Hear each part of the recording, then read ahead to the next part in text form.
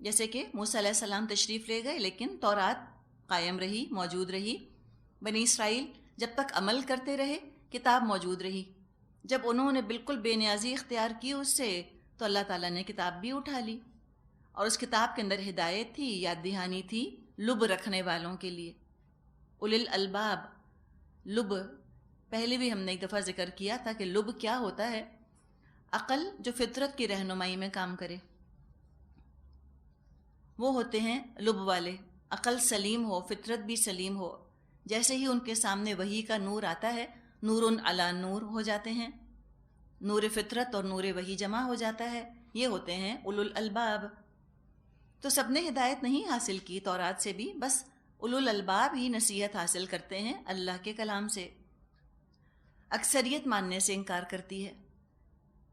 تو موسیٰ علیہ السلام کا ذکر کر کے یوں سمجھیں ایک طرح سے تسلی دی جا رہی ہے نبی اکرم صلی اللہ علیہ وسلم کو بھی اور بعد میں آنے والے مبلغین کو بھی کہ صبر کرو. اکثریت نہیں مانتی لیکن اکثریت کے دین پر تم مت چل پڑنا. دعوت دینا، تبلیغ کرنا، نیکیاں کرنا انتہائی صبر طلب مرحلہ ہے. یہ تمام مراحل انتہائی صبر آزما مراحل ہیں، اور صبر ہی جنت کی قیمت ہے. فرمایا فاصبر ان وعد اللہ حق ویستغفر لذنبک وسبح بحمد ربک بالعشی والابکار. بس اے نبی صلی اللہ علیہ وسلم صبر کیجئے، اللہ کا وعدہ برحق ہے. اپنے قصور کی معافی مانگیے اور صبح شام اپنے رب کی حمد کے ساتھ اس کی تسبیح کرتے رہیے.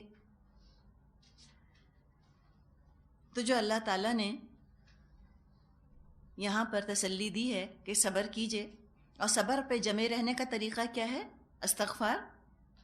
کثرت سے استغفار کرتا رہے انسان اور اللہ کو یاد کرتا رہے، اللہ کی حمد، اللہ کی تسبیح جو ہے وہ کرتا رہے. اب یہ جو یہاں پر بات بیان فرمائی کہ وَاسْتَغْفِرْ لِذَنْبِكَ، اپنے قصور کی معافی چاہیے، تو یہاں کس قصور کا ذکر کیا جا رہا ہے؟ واللہ عالم، اللہ بہتر جانتا ہے. ہو سکتا ہے قصور سے مراد یہاں پر ہو کہ وہ ذرا سی بے صبری سی جو دل میں پیدا ہوئی ہو کہ یہ آخر کافر ایمان کیوں نہیں لے آتے فوراً اس کتاب کے اوپر. خاص طور پہ جو نبی اکرم صلی اللہ علیہ وسلم کے ساتھی تھے، ان پر جس طرح کفار مکہ ظلم اور ستم کے پہاڑ توڑ رہے تھے، ان کی مظلومی دیکھ کر ہو سکتا ہے کہ نبی اکرم صلی اللہ علیہ وسلم کے دل میں کوئی خیال آیا ہو جو کہ خلاف اولا ہو. خلاف اولا سمجھتے ہیں جو آپ کا بلند درجہ تھا اس کے ساتھ مناسبت نہ رکھتا ہو. اللہ تعالیٰ تو اپنے انبیاء سے بہت اعلیٰ ترین درجے کا عمل چاہتا ہے. جیسے کہاوت ہے کہ حسنات الابرار سیئات المقربین، نیک لوگوں کی نیکیاں تو مقربوں کے گناہ ہوتے ہیں. ایسا کام، ایسی چیز، ایسا عمل یا ایسی عبادت جو ایک عام انسان کر جائے تو اس کے لیے وہ نیکی شمار ہو، لیکن اللہ کے مقرب بندے اگر وہ کام کر جائیں تو وہ نیکی تو کیا بلکہ وہ خطا کے زمرے کے اندر چیز چلی جائے. مثال کے طور پہ جیسے کہ تہجد ہی کی نماز کو ہم لے لیتے ہیں. کوئی عام انسان 2 نفل اٹھ کے پڑھ لیتا ہے رات کو، الحمدللہ، لیکن نبی اکرم صلی اللہ علیہ وسلم، ان سے تو اللہ تعالیٰ کی توقع یہ تھی کہ وہ ہلکے سے 2 نفل نہ پڑھیں گے، بلکہ آپ 8 رکعتیں پڑھتے تھے. اور بقول عائشہ رضی اللہ عنہا کے کہ ان کی لمبائی چوڑائی کا کیا کہنا اور ان کے حسن کا کیا کہنا، کتنی طویل اور کتنے خوبصورت وہ نوافل ہوا کرتے تھے. تو اس درجے کی نیکی مطلوب ہوتی تھی رسولوں سے. تو ہو سکتا ہے کہ ذرا سی بے صبری یا ذرا سا کفار کے مظالم کو دیکھ کر دل کے اندر خیال آنا کہ آخر ان پر عذاب کیوں نہیں آ جاتا یا اسلام کو فوراً طاقت مل جائے، یہ خلاف اولا بات تھی. جو آپ کا بلند مقام تھا یہ اس کے شایان شان یہ خیال نہ تھا.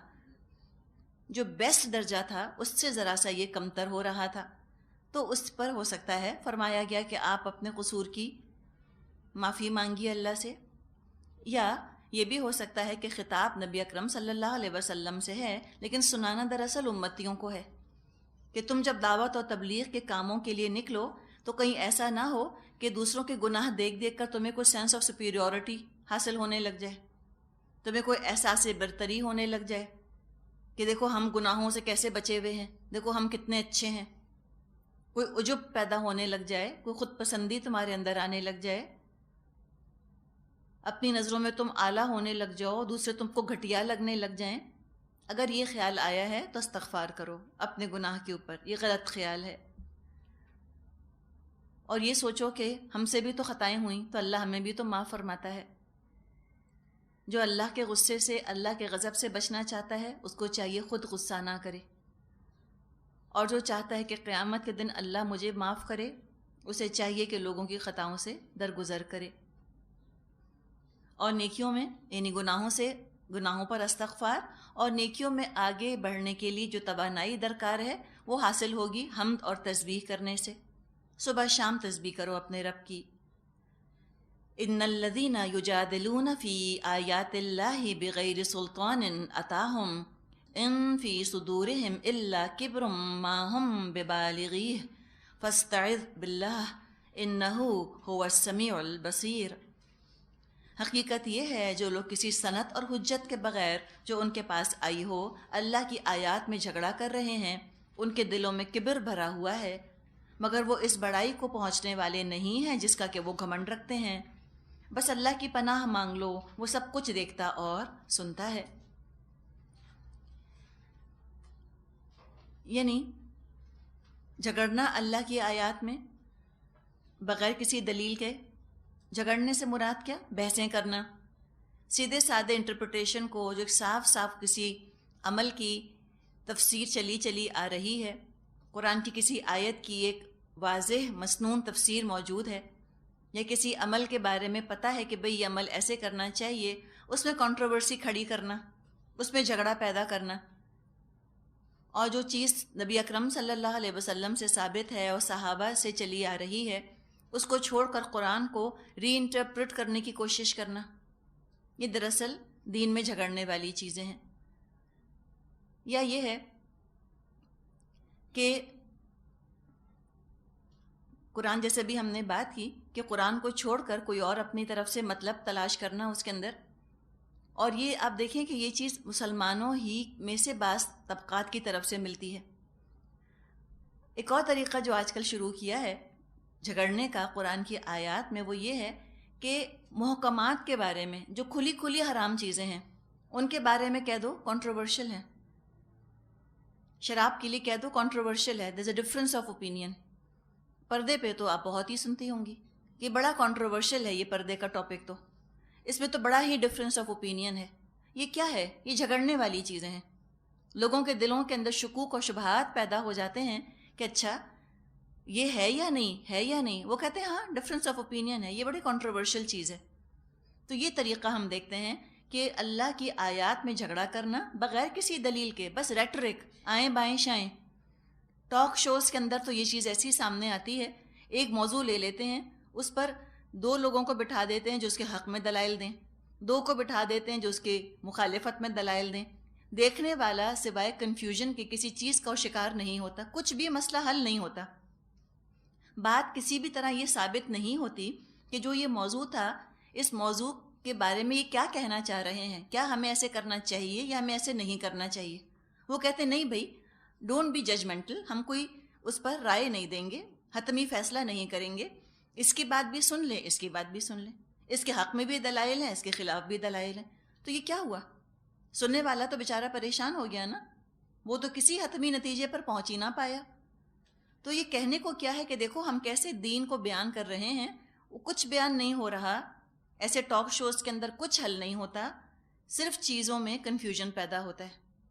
جو اس چیز پر، صحیح چیز پر عمل کر رہے ہوتے ہیں، وہ بھی ڈگمگانے لگتے ہیں کہ بھئی اس کے خلاف بھی تو دلائل موجود ہیں، کیا پتہ یہ ٹھیک کہہ رہے ہیں، کیا پتہ یہ ٹھیک کہہ رہے ہیں۔ تو یہ بھی جھگڑے کی ایک شکل ہے۔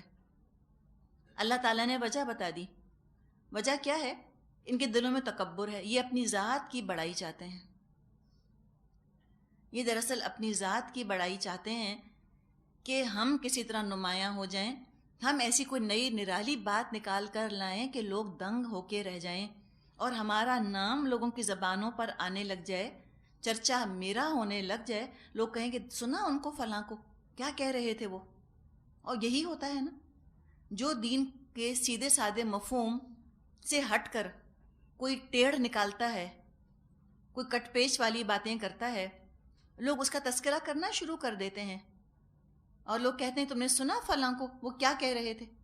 تو یہ اپنی ذات کی شہرت، ٹو بی ڈفرنٹ جس کو ہم کہیں نا، جو کہ شیطان کو شوق تھا ٹو بی ڈفرنٹ. اس نے کہا لو سارے فرشتے سجدہ کر رہے ہیں، اگر میں نے بھی سجدہ کر لیا تو میں انہیں جیسا تو ہو جاؤں گا، تو میں کیوں ان جیسا ہو جاؤں؟ یہ کر رہے ہیں میں تو نہیں کروں گا. اس نے کوئی نرالی ہی بات نکالی اپنی. تھوڑی دیر کو تو بڑا نمایاں ہو گیا، stood out in a crowd, سب سے مختلف لگا، اور یہ چیز اس کے تکبر کو بہت اچھی لگی. تکبر کرنے والا تو چاہتا ہے کہ میں سب سے مختلف لگوں، سب سے الگ لگوں، سب میرے اوپر اپنی توجہ کو فوکس کریں، سینٹر آف اٹینشن بن جاؤں. تو شیطان تو بن گیا سینٹر آف اٹینشن تھوڑی سی دیر کے لیے. اس کے تکبر کو بہت بھائی ہوگی نا یہ چیز، لیکن انجام کتنا برا ہوا. فرمایا کہ ان کے دلوں میں ہے تو تکبر، لیکن یہ پانے والے نہیں ہیں اس بڑائی کو. اللہ تو ان کو رسوا کر کے رہے گا قیامت کے دن، عذاب مہین، ذلت آمیز ان کو عذاب ملنے والا ہے. تو فاستعذ باللہ، بس اللہ کی پناہ مانگو، اللہ کی پناہ مانگو. کس چیز سے؟ تکبر سے. کہاں سے آتا ہے، کہاں سے یہ دل کے اندر گھس جاتا ہے، کیسے یہ عجب و خود پسندی انسان میں ایسے کریپ کر جاتی ہے نا دبے پاؤں، سائلنٹلی خاموشی کے ساتھ یہ کیڑا آ کے دل کے اندر بیٹھ جاتا ہے اور اندر سے ایمان کو کھانے لگتا ہے، کھوکھلا کر دیتا ہے ایمان کو، اور اوپر سے غفلت میں مبتلا رکھتا ہے شیطان. پہچاننے نہیں پاتے ہم کہ میرے اندر تکبر آ گیا ہے، ریاکاری آ گئی ہے، میں اپنے آپ کو اتنا اچھا سمجھتی ہوں، دوسروں کو اتنا گھٹیا سمجھتی ہوں. چاہے بننے میں دیکھنے میں بڑا ہی پولائٹ ہو انسان، بہت مسکرا مسکرا کر باتیں کرے، تو اوپر سے ونیئر کیا ہے؟ بڑا ہی پولائٹ، بہت مسکرا رہے ہیں، عاجزی. اندر سے ان کو برا بھلا کہہ رہے ہیں، احمق لوگ، بے وقوف لوگ، یہ جاہل، انہیں کچھ پتہ ہی نہیں، یہ انداز.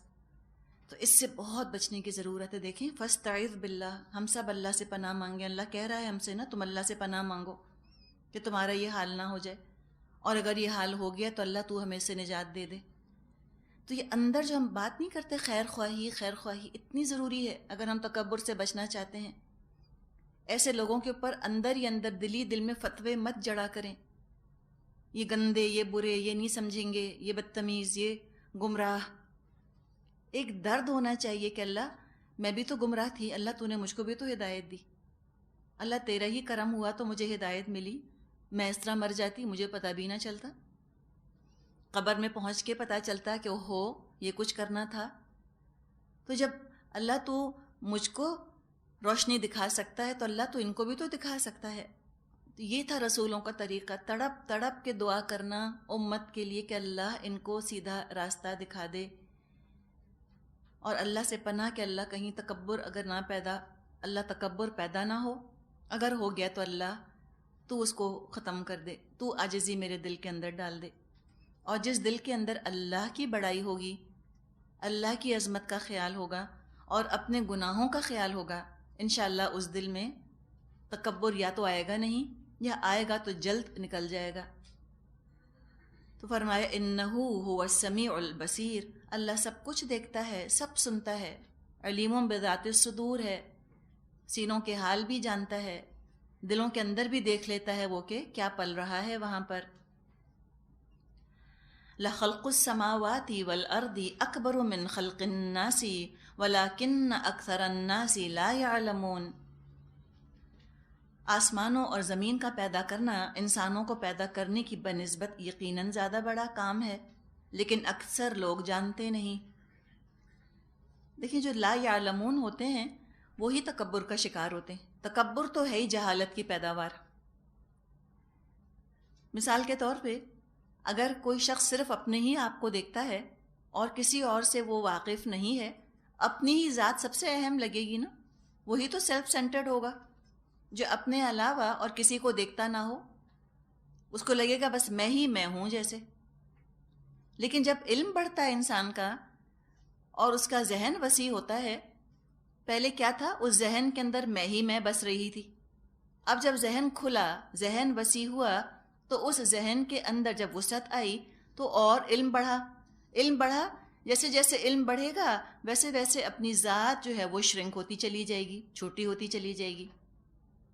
اور جتنی زیادہ اللہ کی معرفت انسان کو حاصل ہوتی ہے، جب انسان اللہ کی قدرت کے مظاہر دیکھتا ہے، ان کے بارے میں علم حاصل کرتا ہے، اللہ کی خلاقی کے مظاہرے دیکھتا ہے، تو وہ تو اپنے آپ کو چونٹی سے بھی حقیر سمجھتا ہے. کیا حیثیت ہے میری، کیا ہے مخلوق کی حیثیت خالق کے سامنے، کیا اس خالق نے کائنات تخلیق فرما دی، کیا شان ہے اس کی خلاقی کی، تو میں کیا ہوں، میری کیا حیثیت، کچھ بھی نہیں. یہ عاجزی، یہ ان آ آف اللہ کی میجسٹی، اس کی عظمت کا احساس، یہ انسان کو جھکاتا ہے پھر اللہ کے آگے. اللہ بڑا ہوتا ہے، اللہ اکبر اللہ اکبر، اللہ بڑا اللہ بڑا. لیکن جب علم نہیں ہوتا، اللہ کی معرفت نہیں ہوتی، تکبر کا شکار ہو جاتے ہیں. تو ان کی مثال کیسی ہے؟ جیسے کہ کوئی اندھا ہو.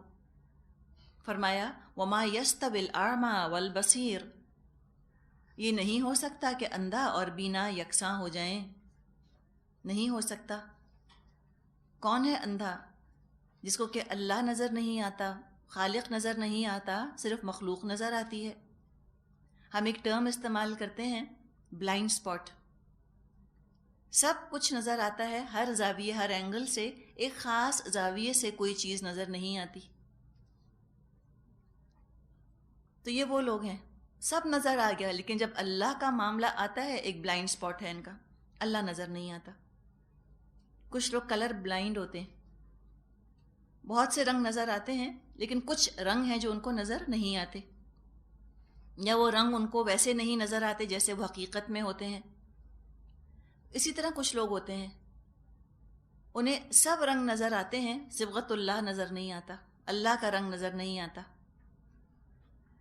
اب ایک اندھا جو ہوتا ہے، اس کا ذہن کا کیا حال ہوگا، فریم آف مائنڈ کیا ہوگا؟ حقیقت دیکھی نہیں، صرف تصور کیا ہے. زندگی کی چھوٹی چھوٹی خوشیوں سے محروم ہوتا ہے بیچارہ. آپ دیکھ کر کہیں کتنا خوبصورت پھول، ان بیچاروں کو کیا پتا، انہوں نے نہ کبھی تتلی دیکھی، نہ کبھی پھول دیکھا، نہ گلاب دیکھا. وہ کیا اپریشیٹ کریں گے، کیا تعریف کریں گے؟ نہیں کر سکتے. چلے وہ تو مجبوری ہے ان کا یہ اندھا ہونا، آنکھوں کا اندھا ہونا، یہ تو آخرت میں ان کے لیے ایک کنسیشن کا سبب بنے گا، فائدہ ہی لیں گے.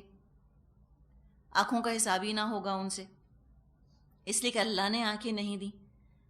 تو انسان ایسے ہو سکتے ہیں جن کو اللہ آنکھیں نہ دے، آنکھوں کے اندھے ہو سکتے ہیں، اس میں ان کا کچھ قصور نہیں. لیکن اللہ نے کسی انسان کو اندھا دل نہیں دیا. انسان اپنا دل خود اندھا کر لیتا ہے. جو دل کے اندھے ہوتے ہیں، جنہوں نے اپنے دلوں کو خود اندھا کیا ہوتا ہے، ان کو قرآن کے اندر کچھ حسن نظر نہیں آتا.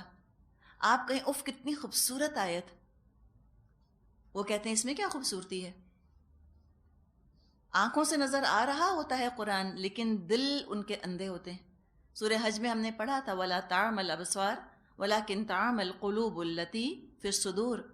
آنکھیں اندھی نہیں ہوتی، وہ دل اندھے ہو جاتے ہیں جو کہ سینوں میں ہوتے ہیں.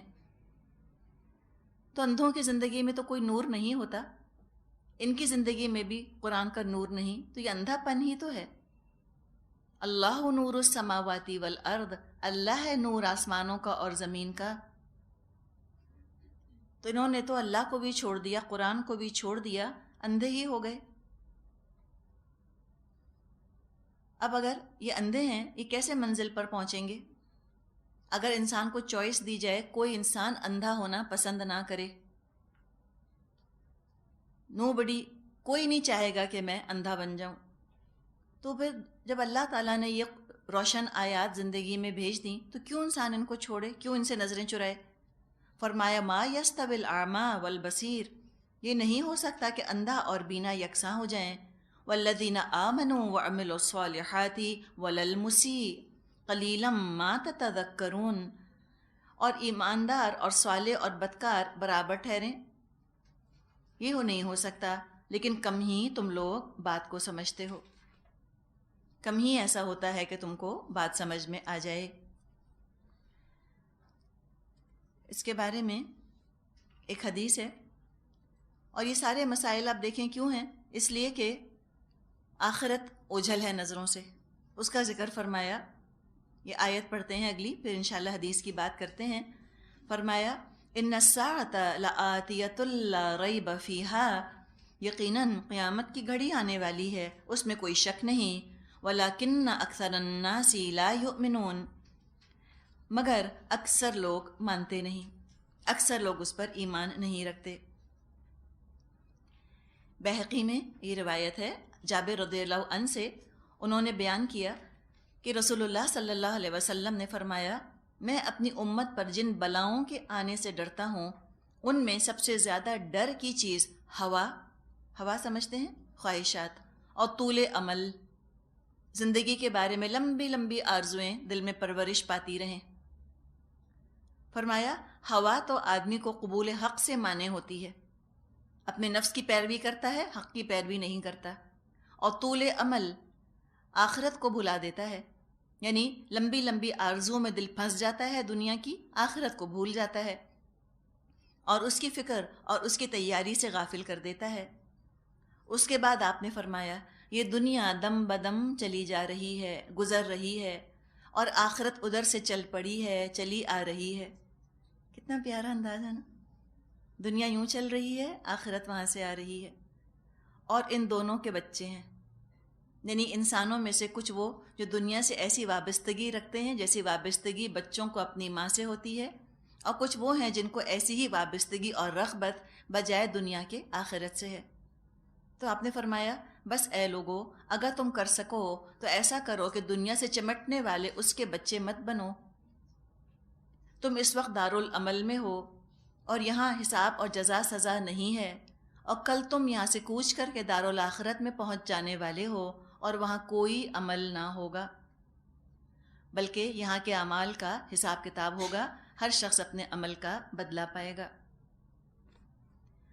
تو یہی بات ہے جو فرمائی گئی ہے کہ دیکھو آخرت تو آنے والی ہے، کوئی شک نہیں، چل پڑی ہے، کسی بھی لمحے پہنچتی ہوگی، اپنی فکر کرو۔ اب جب فکر ہوتی ہے تو دل چاہتا ہے کہ انسان اللہ سے دعا کرے، اللہ تو ہی بچانے والا ہے۔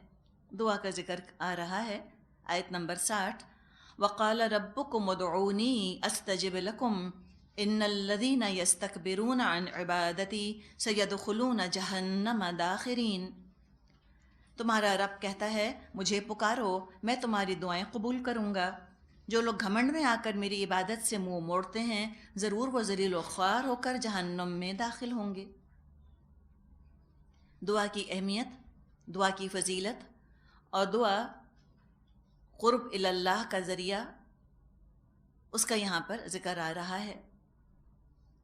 لفظی معنی ہوتے ہیں دعا کے پکارنا، دعا۔ پکارا کس کو جاتا ہے؟ جس میں سننے کی طاقت ہو، جو ہماری مدد کر سکے، اس کو پکارا جاتا ہے۔ ہر جگہ ہر حال میں اللہ سن لیتا ہے، ہر زبان اللہ جانتا ہے۔ اونچی آواز میں دعا مانگے تو بھی سنتا ہے، دھیرے دھیرے تو بھی، صرف ہونٹ ہلائے تو بھی، ہونٹ بھی نہ ہلائے، صرف دل ہی دل میں مانگے تو بھی، بستر پر لیٹ کر مانگے، سمندر کی گہرائیوں میں پکارے یونس علیہ السلام کی طرح، کہیں بھی پکارے وہ سنتا ہے۔ کون سن سکتا ہے اس طرح اللہ کے علاوہ؟ کوئی انسان نہیں سن سکتا، کوئی پیر، کوئی ولی اللہ، کوئی نبی، کوئی رسول، کوئی فرشتہ، کوئی مخلوق نہیں سن سکتی، کتنا بھی اعلیٰ درجہ کیوں نہ ہو، نہیں سن سکتی اس طرح سے جیسے کہ اللہ سنتا ہے۔ تو دعا صرف اور صرف اللہ سے مانگنی ہے۔ تو دعا سنتا ہے، گونگے کی بھی سنتا ہے، بولنے والے کی بھی سنتا ہے، انسانوں کی بھی سنتا ہے، اور وہ جانوروں کی ضروریات بھی پوری کرتا ہے، سب کا تھامنے والا ہے نا، القیوم۔ نہ صرف سنتا ہے بلکہ جو پکارا گیا اللہ کو، جو مانگا گیا، وہ دینے پر پوری قدرت بھی رکھتا ہے۔ اسی کے پاس خزانے ہیں آسمانوں کے اور زمین کے، اور یہ دعویٰ کوئی نہیں کر سکتا کہ تم جو مانگو میں دوں۔ بڑے بڑے بادشاہ یہ کہتے تو تھے کہ مانگ کیا مانگتا ہے، سنا ہوگا نا آپ نے، جب بہت کسی سے راضی ہوتے تھے تو کہتے تھے مانگ کیا مانگتا ہے، ہر وقت وہ دے سکتے تھے جو مانگنے والا مانگے. مانگنے والے بھی کیا مانگتے؟ تو کوئی موتی مانگ لیا، کوئی ہیرا مانگ لیا، وہ دے دیا. اس پہ ایک واقعہ یاد آیا. اسی طرح کوئی بادشاہ تھا، وہ بڑا خوش ہوا کسی سے، یہ پتہ نہیں کوئی واقعہ تھا. بہرحال اس نے کسی شخص سے کہا کہ اچھا تم کیا مانگتے ہو؟ اس نے یہ مانگا، اس نے کہا کہ یہ جو شطرنج کا بورڈ ہوتا ہے نا، چیس بورڈ، اس نے کہا کہ آپ مجھ کو اس کے حساب سے چاول دے دیجئے. کس طرح کہ جو پہلا خانہ ہے، 64 شاید خانے ہوتے ہیں، کتنے ہوتے ہیں چیس بورڈ کے اوپر؟ 64 ہوتے ہیں نا، 64 ہوتے ہیں. اس نے کہا کہ اس طرح چاول دیجئے کہ پہلے خانے میں 1 چاول، دوسرے میں 2، تیسرے میں 4، چوتھے میں 8، پھر 5ویں میں 64، یعنی کہ ملٹی پلائی کرتے جائیں. جیسے کہ 2 multi ply by 2 4، 4 multi ply by 4 16، 16 multi ply by 16. ایسے کر کے اس نے کہا کہ اس طرح آپ مجھ کو ہر کھانے کے حساب سے چاول دیں، اس کو آپ اس طرح ملٹی پلائی کرتے جائیں، یعنی ہم کہتے ہیں نا ایکسپونینشیل ریٹ سے. تو بادشاہ نے سوچا یہ کون سا مشکل کام ہے، لیکن جب دینا شروع کیا تو سارا خزانہ ختم ہو گیا، اتنے چاول نہ جمع ہو سکے. تو یہ تو انسانوں کی محدودیت ہے نا. لیکن اللہ کو دیکھیں، جو مانگو توقعات سے زیادہ دے گا، کچھ کمی نہیں اس کے خزانوں کے اندر. استجب لکم، میں قبول کروں گا تمہاری دعائیں، میں رسپونڈ کروں گا. اللہ دے گا. اللہ دل کھول کے مانگا کریں اللہ سے، خوب خوب مانگا کریں اللہ سے. ترمذی میں حدیث آتی ہے ابی ہریرہ سے، قال قال رسول اللہ، کہتے ہیں کہا نبی اکرم صلی اللہ علیہ وسلم نے، من لم یسأل اللہ یغضب علیہ، جو اللہ سے نہیں مانگتا اللہ اس پر خفا ہوتا ہے. اور انسانوں کا کیا حال ہے؟ ہم سے کوئی زیادہ مانگے تو ہم خفا ہوتے ہیں، ہم کہتے ہیں جان کو ہی آ گئے، پیچھے ہی نہیں چھوڑتے، یا ہم کہتے ہیں پھر مانگنے آ گئے. برا لگتا ہے انسانوں کو اگر انسانوں سے کوئی بار بار مانگے. کیوں برا لگتا ہے؟ ہمیں خوف ہے نا کہ ہماری چیز ختم ہو جائے گی، کب تک دیں گے، میرے لیے کیا بچے گا اگر میں نے سب کچھ ان کو دے دیا. تو ہم تو محتاج ہیں نا، ہم تو کمزور ہیں، ہم تو خود فقیر ہیں، ہم کتنا دے سکتے ہیں. لیکن اللہ بادشاہ، بڑا بادشاہ، وہ تو الوہاب ہے، اس کی تو عطا کی کوئی انتہا نہیں. اس کی خلاقی تو دیکھو، جو اس نے اسپیس پیدا کر دی ہے، جو اس نے فضا پیدا کر دی ہے، جو اس نے جگہ پیدا کر دی ہے، تم اسی کو نہیں کیلکولیٹ کر سکے ہو اب تک کیا انسانوں؟ اور اس جگہ میں اس نے کیا خزانے بھر دیے ہیں، تم کیا اندازہ لگا سکتے ہو؟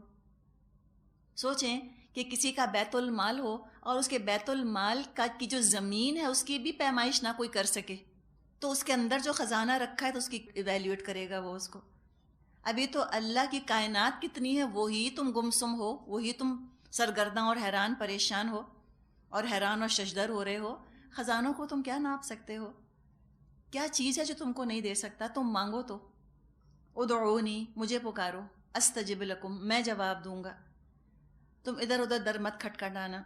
کتنی دیکھیں اللہ انسان کی حوصلہ افزائی اور عزت افزائی کرتا ہے کہ تم دیکھو، تم مایوسی سے بچنا چاہتے ہو، تم بے عزتی سے بچنا چاہتے ہو، تم دھتکارے جانے سے بچنا چاہتے ہو، تم لوگوں سے مانگنا چھوڑ دو، سوال چھوڑ دو، بس جو مانگنا ہے رب سے مانگو.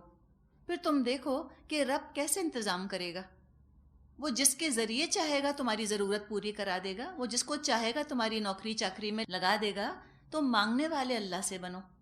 اس لیے کہ انسان جس سے مانگتا ہے امید اسی سے لگاتا ہے، توقعات اسی سے لگاتا ہے، اور جب اس کی تمنا پوری ہو جاتی ہے تو وہ اسی کے آگے جھکتا ہے، شکر گزار ہوتا ہے.